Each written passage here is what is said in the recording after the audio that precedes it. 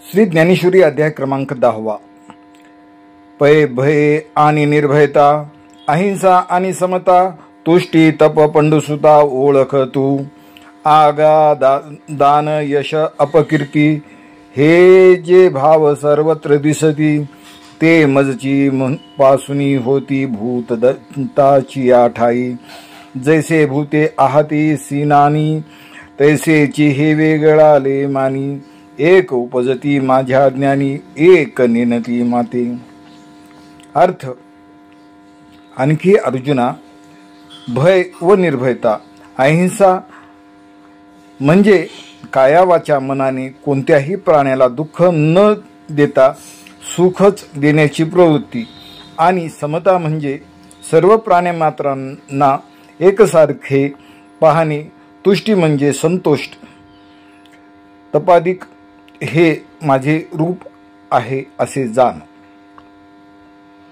अर्जुना, दान यश अपकीर्ती हे जे सर्व भाव जगात दिसून येतात, ते सर्व प्राण्यांच्या ठिकाणी माझ्यापासूनच प्रगट झाले आहे. त्याप्रमाणे निरनिराळे प्राणी, त्याप्रमाणेच हे निरनिराळे भाव आहेत असे जाण. काही भाव माझ्या स्वरूपाचे ज्ञान करून देणारे आहेत व काही स्वरूपाच्या ज्ञानाला प्रतिबंध करणारे आहेत.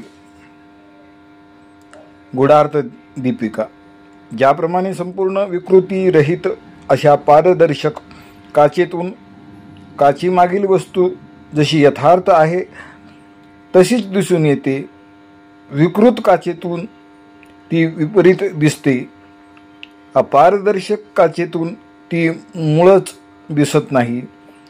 त्याप्रमाणे परब्रह्मावर जीवाने कल्पिलेले त्रिगुणात्मक मायेचा कार्यरूप अंतःकरणवृत्ती शुद्ध सात्विक झाल्यास तो असमोह, क्षमा, शम, दम, समता, तुष्टी, तप, दान इत्यादी सात्विक गुणाने युक्त होऊन त्याला निरवधी ज्ञानरूप अशा परब्रह्माचा साक्षात्कार होतो. आणि जर तो अंतःकरणवर्ती रजगुण तमोगुण यांचा उत्कर्षाने युक्त असेल तर